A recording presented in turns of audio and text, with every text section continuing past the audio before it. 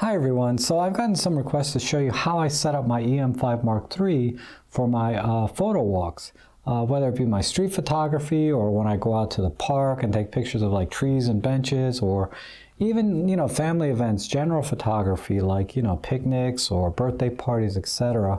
I found these settings generally work very well. So I'm going to show you in the menu all of the settings that I change. I'll give you a little explanation about why I changed it to that, and then show you a couple of examples of how I use the settings once they're all set up. So let's go ahead and get started. Now the first thing I do is I always put the camera into Aperture Priority. So I just change the mode dial to A so that I'm in Aperture Priority. And then I can confirm that because I see the letter A here down here on the bottom right. And now I'm just going to do a full factory reset so that we're all on the same page. So in shooting menu 1, we just click OK on reset, click OK on reset full, go up to yes and click OK. And now we should all be on the same page. And the first thing that I change is the little info box that pops up. And you can toggle that on and off. Right now it's on by default, but if I click the info button, it turns it off. But if I go down and I want to see what another menu setting is, and I forgot what that was, for example, I can click the info button and it'll pop up a short description for you. But I generally just leave that off. And the other thing I change here in shooting menu 1 is the image quality setting, because the default is large fine, but I like to do large super fine plus raw, so that every time I push the shutter button and take a picture, it's going to create two files. It's going to create a large superfine JPEG file, and it's going to create a RAW file. So I get the maximum quality image out of my JPEG, and then I have the RAW file sort of as a backup, because I'm primarily a JPEG shooter when I go on my photo walks. And that's all I change here. I leave everything else alone. And then in shooting menu number 2, I do make some changes here. And I'll go into it more a little bit later, but we're going to start with just the bracketing. And we're going to go in here and turn this on. And I'm going to turn off AE bracketing. And I'm going to turn on art bracketing, like so. And then I'm going to turn off all the ones I don't use very often.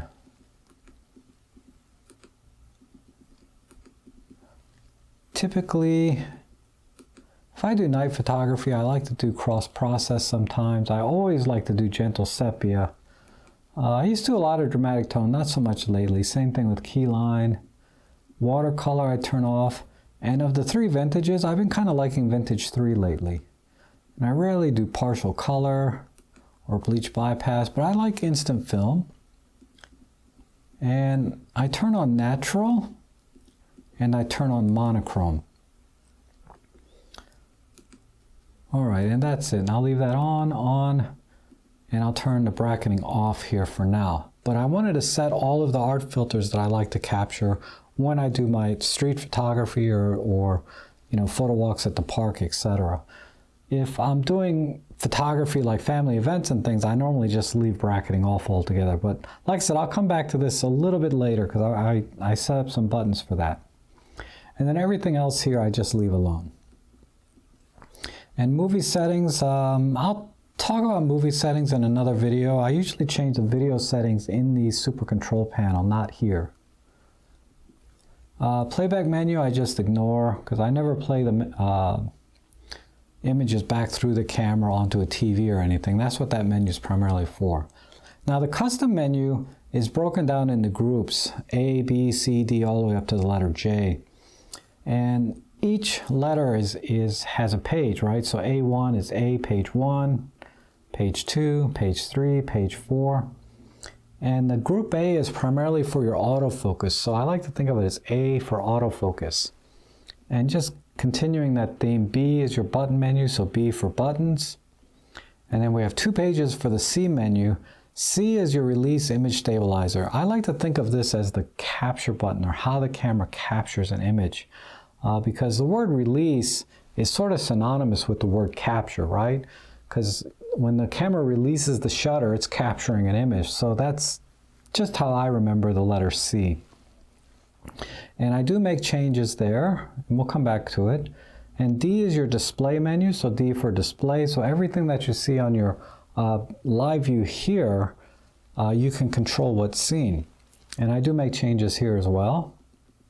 And then E is your exposure menu, so E for exposure, and we have 3 pages of that. F is for your flash, there's only 1 page there. G is, I like to use the word grading because now we're talking about image quality and white balance and color. And there's only 1 page of that. And then we have the H menu, which is, let's see, I like to think of H as like hardware, because now we're talking about the memory card, right? How it saves the files, the file names, copyright settings. I mean, that's not really the best word, but that's just how I remember it. Maybe you can think of a better word. Leave in the comment below. Then I think of as phonetically I, right? Your I for the EVF. So the I menu is your EVF. So everything you look at with your eye through the EVF, a single eye, right? And then J I like to think of as the junk menu because I really don't do anything in here. There are changes to kind of optimize your battery life and things in here, but the default settings for me have been fine. So I just call this junk menu because I never change anything here. And then we're back to the A. So let's go ahead and get into the changes that I make in the autofocus menu. Now, I like to shoot in continuous autofocus now. I'll explain that when I start doing some examples. But I leave this in continuous autofocus, and then everything else I just kind of leave alone.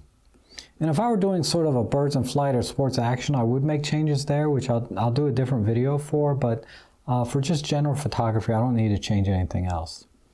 Then on page 2, I do make changes here. Mode settings is sort of all the different focusing points you can choose from. I just leave all of those on. AF area pointer, I leave that on so I can see the focus point that it's focusing on. Otherwise it won't show. Targeting pad I leave off. That's sort of like if you're looking through the EVF and you can use your thumb to change the focus point. I prefer using the D-pad. I just never was able to get any precision with my thumb. And then set home. I do make sure that I do set the base autofocus mode that I want. So I turn this on and I change this to continuous autofocus. And then the AF target mode, I don't like it to be on all points, which is the default setting. I like it right here on single point. There's also spot, which is a little finer point in the autofocus mode. I find that's a little too small or a little too precise for general photography, so I like to use this. But you can choose like a 5-point group, 9-point group, 3x3 or 5x5. Again, for other types of photography, those are more appropriate. And then the AF target point, this is where you pick the home point. Okay, and I'm going to come back to this, but I want to make sure that is dead center right here.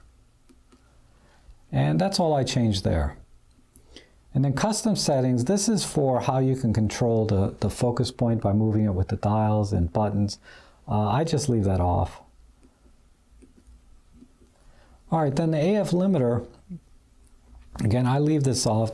Some people use this for like street photography and things, or for sports and action. So you can tell the camera to only focus, say, between 10 meters and 20 meters, but everything in front of 10 meters and everything after 10 meters, just ignore. Just focus within that range. So that can be pretty handy, like if you're photographing a sports event where there's, say, a bicycle race and on a particular path, and you want to just focus on stuff on that path, not on the trees behind them, not on the bystanders maybe in front of them. You want to be able to make sure that the camera's focusing only on that one part. Again, not something I use very much, but so I leave that off. I also like to turn off the autofocus illuminator, because a lot of times I'll be using a lens that's, you know, if you're using especially the pro lenses, they kind of hide the beam of light that comes from the autofocus illuminator anyway. And it's kind of annoying if there's people looking at your camera too, so I leave that off. And then face priority is fine. Autofocus adjustments, I leave that off. That's like fine tuning for some reason. It's not something I've ever had to do. Then on page 4, this is primarily for your manual focusing. So like I said, for general photography, I just use an autofocus lens, so I don't need to change anything here. Then B, your button menu, I do make some changes here.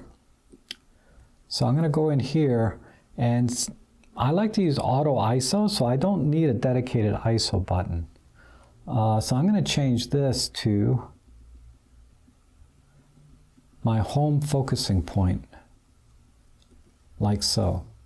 And I'll show you an example of why I do this later. And then the exposure compensation button here on the front, on the top, you know, right up here, I like to change this to multifunction, like so. And when we get to another menu, I'll explain what that does.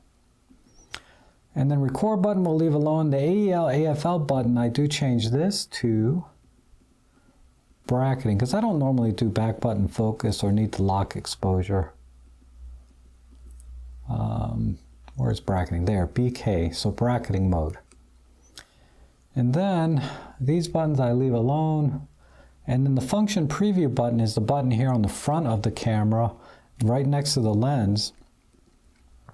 I like to change this to digital teleconverter, because sometimes I don't get enough reach with the lens that I have, so I can just punch in with the digital teleconverter and it'll give me a 2x zoom in the JPEG file. My RAW file will still be the same, and theoretically I could just use the RAW file and crop in and get the same result. But like I said, I'm primarily a JPEG shooter in my photo walks, so I like to just have it right there as a button. And the function button, I like to leave here as changing the focus points. Because like I said, I don't use the touch screen to change the focus points too often. I'd rather just click it in through the D-pad. And then the lens function button, I don't have too many lenses. I only have one, I think, that has that button anyway, so I just ignore this. And I think everything else I leave. Let me double check mode 2. I do change this. I change this to mode 3, because sometimes I like to just flip this switch to switch between movie mode and photo mode rather than turning on the dial. Because, you know, I do a lot of vlogging with just one camera, handheld like this, as many of you probably know. So I do change that to mode 3. All right, and that's it in the button menu. And then see, the capture menu, I do make changes here. I leave single point autofocus off if I decide to do single point, but I also turn off the continuous autofocus release priority. So what that tells the camera to do is do not take the picture unless you think you have focus. It may not have focus, but it thinks it does, and it'll take the picture. Most of the time it does have focus, but this forces it to wait until it thinks it has focus. I also like to change the low continuous shutter settings here and slow it down, because the maximum is at 6. I like to slow it down to about 4. And frame counter, I don't care.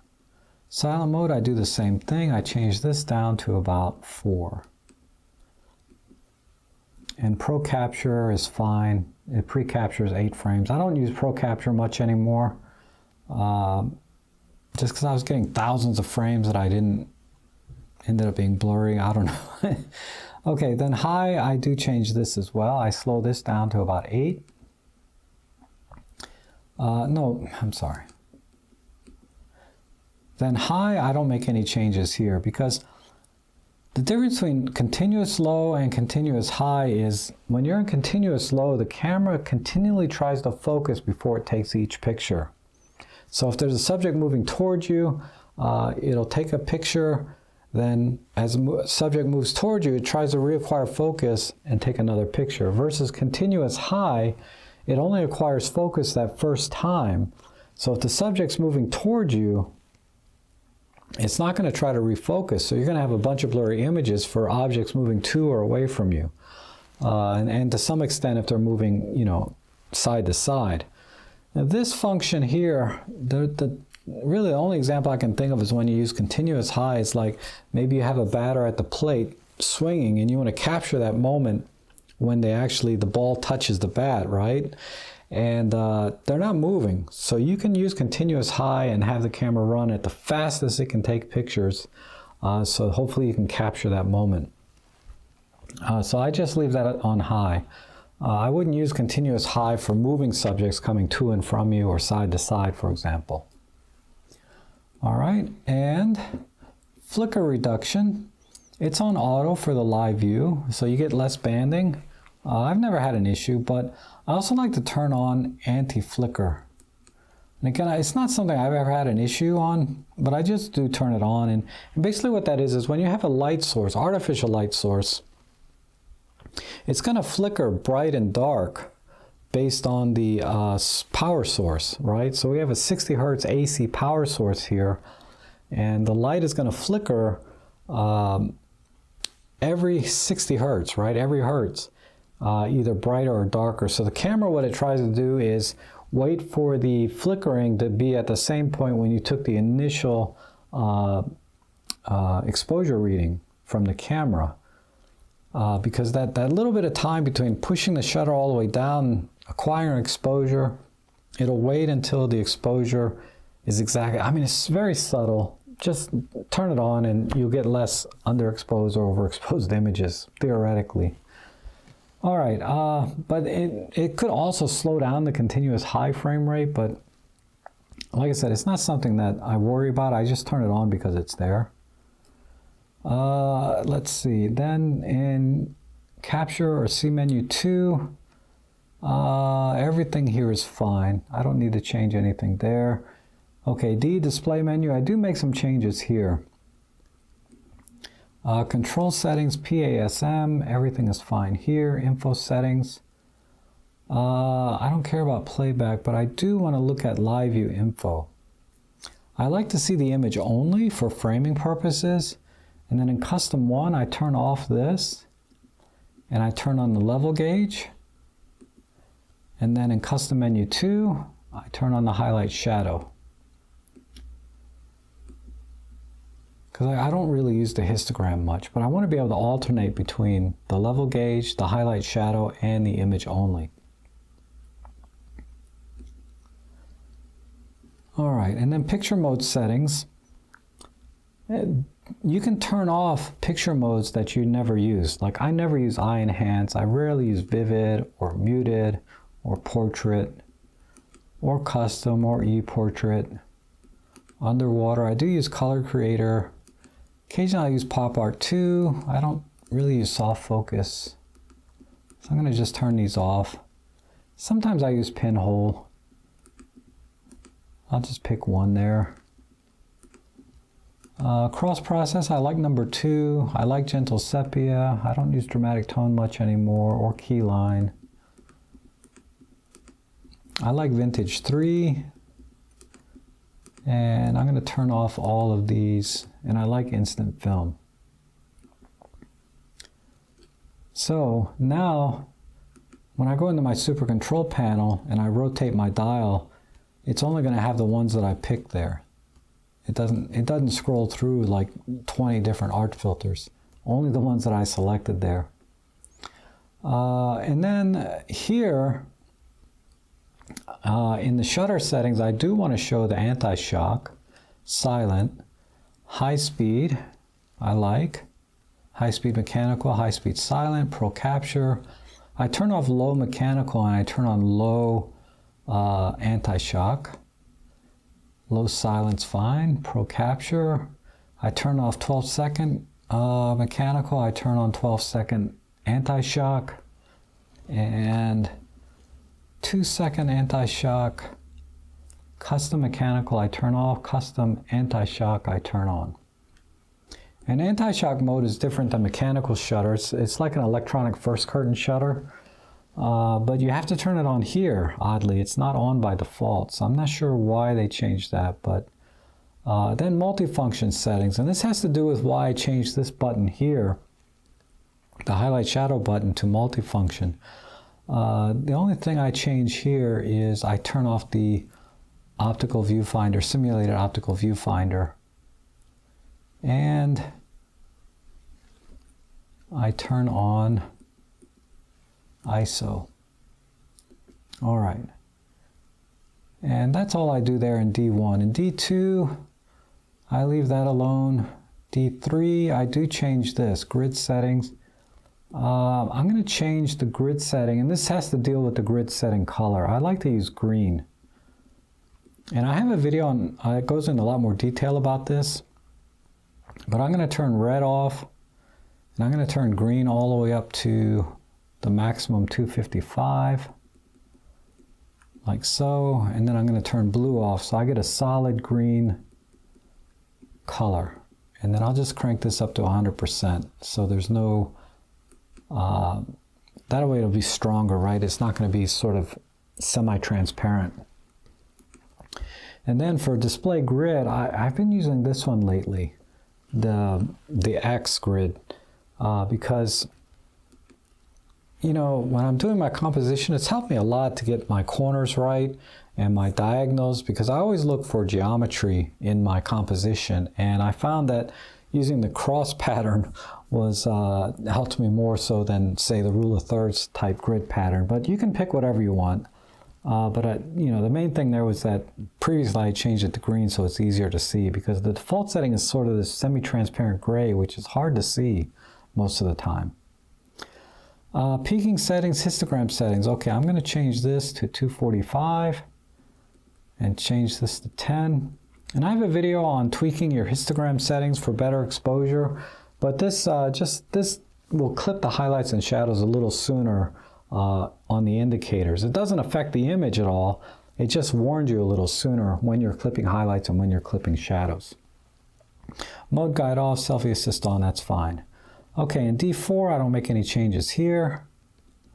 In E for exposure, I do make a very subtle change here. Auto ISO set by default should be 6400 and 200, which is the limits of this camera. The lowest shutter speed setting, it kind of depends what I change this to. If I know I'm going out for night photography, street photography at night, I will change this from auto to, I'm pretty comfortable with shooting at 1/20th of a second because of the image stabilization. This camera is really good. I've been able to hand hold as long as 6 seconds without any issues, and I can consistently hold 1 or 2 seconds without blurry images. So I've been experimenting of changing this all the way down to 2 seconds. But then I know I'm going to be dealing with motion blur with subjects, right? So if I want that effect, then I can. I'll leave that at 2 seconds, but generally I set this to 1/20th. But I'm still experimenting a little with the longer shutter speeds. But this will allow me to go down to 1/20th of a second and keep the ISOs as low as possible, because it won't raise the ISO until it gets below 1/20th of a second. And I have a video on tweaking auto ISO. Is that what it's called? Anyway, yeah, I think it's called tweaking auto ISO, or ISO, that explains how this auto ISO system works. So you can watch that to give you a lot more detail on this. But this one is, I've been experimenting between 2 seconds and 1/20th of a second. All right, let's see. Auto ISO all is fine. Noise filter, I turn this off because, and this is strictly for your JPEGs. I found that the camera is already doing some noise reduction when it creates the JPEG file off of the RAW anyway. So all you're doing is ramping that filter up, smudging more detail and colors potentially. So I just turn it off. And if I need to do a little more noise reduction, I'll do that in post-processing. But it's very rare that I need to do more than what even off does. Noise reduction, is dealing with long exposures. I just leave this on auto, so if the shutter stays open for more than 1 second, then it'll automatically take another picture with the shutter closed to subtract any internal camera noise. They call that, I think, taking a black frame. And I like to leave this on. Now, if I'm doing 8 or 10 minute exposures, I still leave it on, but I know some people like to turn it off because if you take an 8-minute exposure, it has to take another 8-minute exposure with the shutter closed. And some people don't like to wait that long because the light's dropping so fast that, you know, waiting twice as long for long exposures just makes it harder. In those situations, I recommend, if you can, bring 2 cameras, so you always have one going or the other. If you don't have that luxury, you may want to turn this off. All right, then bulb monitor in E2, I like to turn this back to 0 because it's just too dark. I know the idea is to save memory when you're doing bulb long exposures, but I need to be able to compose the shot to some extent. So I put that back to 0, and everything else I leave alone. But I have a video on bulb, live time, live bulb, composite, which goes in a lot more details about those other settings that you can watch. But for general photography, I don't need those. Then E3 exposure metering, I like to change as center weighted. There is a spot metering there, and the only note that I want to make about this one particular spot metering is that if you're in spot meter mode, it'll meter wherever your focus point is. So if you're in single point autofocus, it'll spot meter on that point that you focus on. All right, and I have a video on the different metering modes as well, which would apply to this camera. All right, then spot metering, we have all modes turned on, that's fine. There's spot highlight and spot shadow. One is to save highlights, one is to save the shadows. Let's see. The F menu is for your flash. I don't make any changes here. If I was planning to use flash, I may make some changes here that I'll talk about when I do a off-camera flash video or something, but the defaults are fine. All right, in the G menu, the grading menu, I do make changes here. I like to change all of these to large superfine, because there was one time where I was taking all my images like in medium fine, and I had to go back and process the raw files. If it even captures the raw files, I just had nothing but these little tiny JPEG images. So I turned them all to large superfine just in case I inadvertently didn't notice I changed the image quality setting in the super control panel. At the very least, I'll get a large superfine JPEG. Pixel count, I don't care. Shading, I turn on. So if there's any vignetting or something from a particular lens, it'll try and compensate for that. And I also turn keep warm colors off. And this only really applies indoor lighting or tungsten lighting, incandescent lighting. It's going to keep the pictures as kind of yellow from that lighting instead of trying to correct the white balance. So I like to turn that off. And sRGB is fine. All right, then in menu H, I do change file name reset to file name auto, so it continually updates the counter regardless if you've reformatted the memory card or changed memory cards. That way you don't inadvertently call 2 files or 2 pictures have the same file name. It's happened to me before, so I like to set this to auto. And then I also change the file name. I like to call, when I'm using the E-M5 Mark III, I change the file name, and only on the sRGB because I don't shoot with Adobe colors. I change this to 5EM, like so.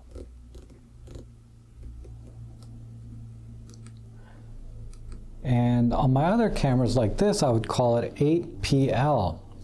And the reason I don't do E-M5 is because after the file name that we set here, it starts adding numbers or digits. So it's confusing when you have an EM1, EM5, EM10, because what was happening to me, I have an EM1 Mark II, so I would call it EM1, and then I would say EM10 but then the file digits after that would be 000 anyway.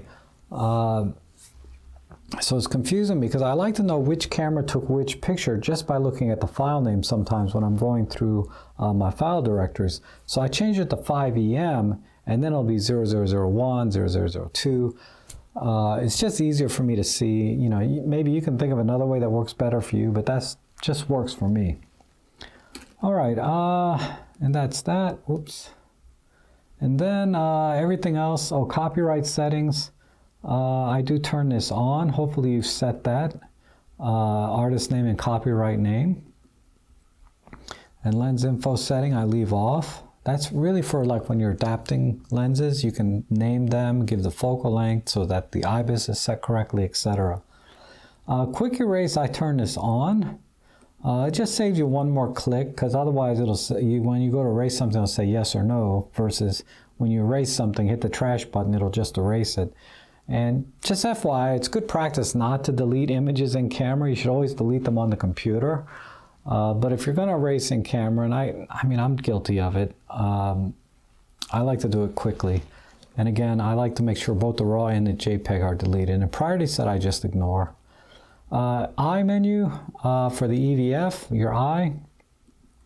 I've been leaving auto switch on lately, but sometimes I turn it off, but generally I like to leave it on. And then Evf Style, I like Style 1 lately.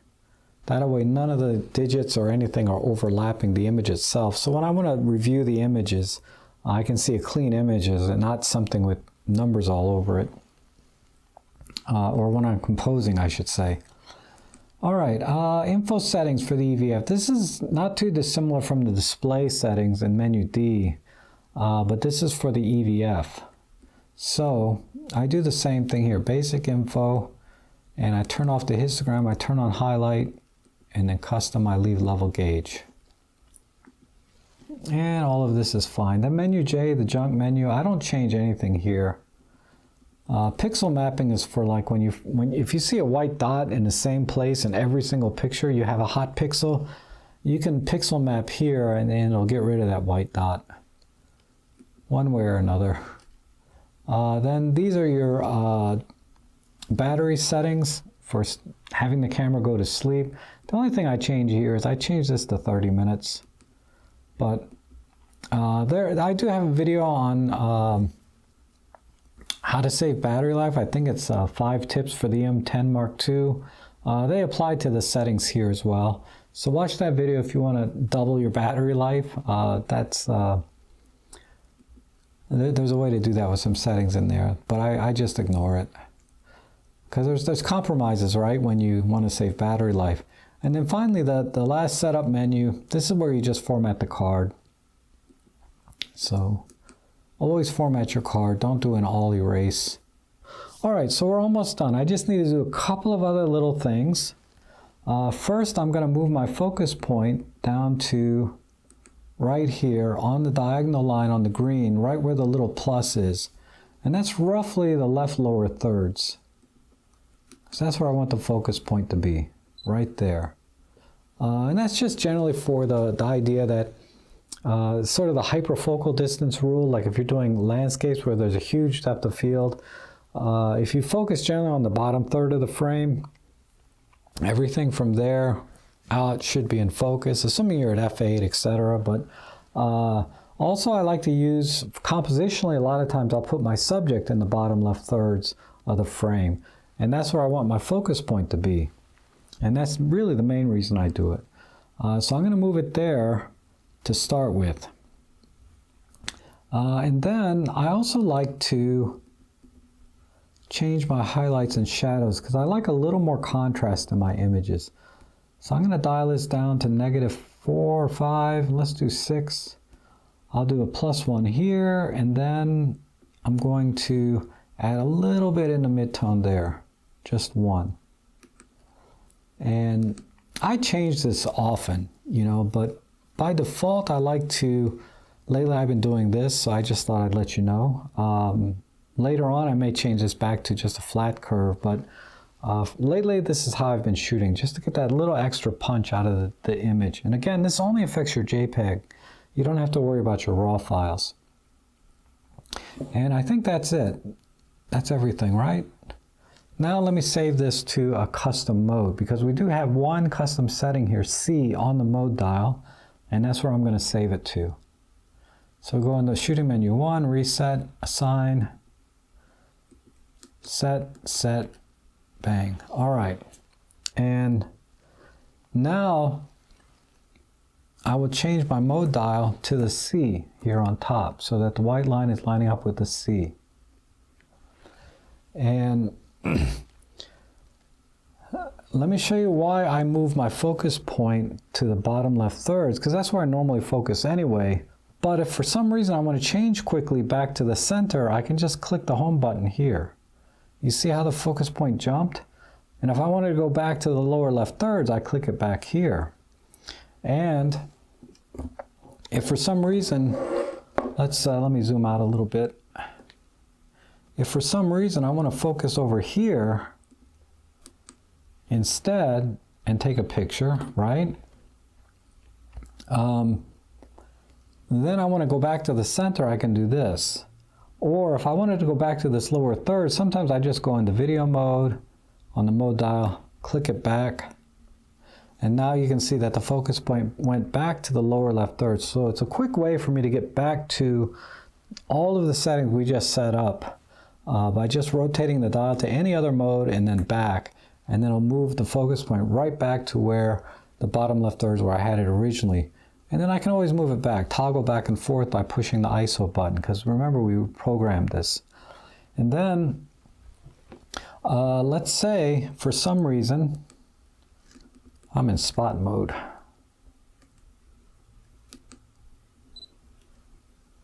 Let me resave this in custom setting. If you find you made a mistake, you can quickly change it.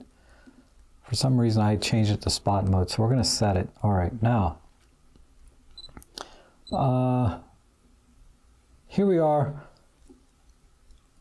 Now let's say I want to art bracket my shots. All I have to do is click the AFL button here, and now we're in bracketing mode. And if I take a picture, it should art bracket all of those shots, just like so. And then later I can kind of pick my favorite one, right? I can say, wow, black and white not so great. Oh, instant film's not bad. I like the vintage. Definitely like sepia. That's been kind of my favorite go-to lately. And that's the cross process. But this is how I kind of get a feel for, over time, you know, I've gotten a feel for what art filters work for what scene. So if I see a scene that I think a particular art filter will work well for, I'll just click the AFL button here to bracket the shots.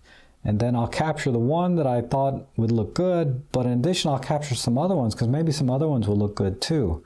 And then if I don't want to bracket shots, I just turn it off. So I can toggle the bracketing on and off just like this. And then remember, we also programmed the highlight shadow button to be a multifunction button. So right now you see it still looks like it's acting like a highlight shadow button, but the way you access the multifunction is you hold this down and then you rotate the rear dial like so. Let me turn the camera at an angle that you might be able to see that better. I hold this down and then I rotate this. And then what happens is you'll see a menu down here at the bottom come up. And sometimes I put this onto ISO like this, because sometimes I'll click this and I just want to change the ISO quickly to ISO 200 for this one shot. And then I can quickly change it back to auto. Or let's say I'm at ISO 400, I put it to ISO 400, I can just rotate the mode dial back and then put it back on the C, and then you'll see that the highlight shadow button defaults back to that, or I can hold it down and change it back to ISO, or hold it down and change it to color creator. Sometimes I like to do that. So I'll click color creator, add a little bit of magenta, just to kind of warm up the image like so, and just get a nice warm image. And when I don't like that, I just change the mode dial back like that. And now I'm back to all of the original settings. And then lastly is the digital teleconverter button. This lets me zoom in or punch in very quickly, you know, on images that I don't have enough reach on. So, for example, this clown, that's as close as I can zoom in. So what I'm going to do is I'm going to punch in, use the digital teleconverter, punch in like this, and then I'm good. And then I can take a picture, or I can click the bracketing, and then it'll bracket all of the shots in JPEG. And that's pretty much it. That's how I set up my camera when I go out on my photo walks, and that's what allows me to experiment with all of the different art filters and get a feel for those, and to quickly change my focusing points, and helps me with my composition. And I know I'm always getting the best quality JPEG, and I'm always capturing the RAW file. And the autofocus is so good now. I'm comfortable using continuous autofocus and just letting the camera lock on. And then remember, we turn the focus priority release off so that it always thinks it has focus before it takes a picture. If you have any questions, just let me know. But I appreciate you guys watching, and hopefully we'll see you again soon.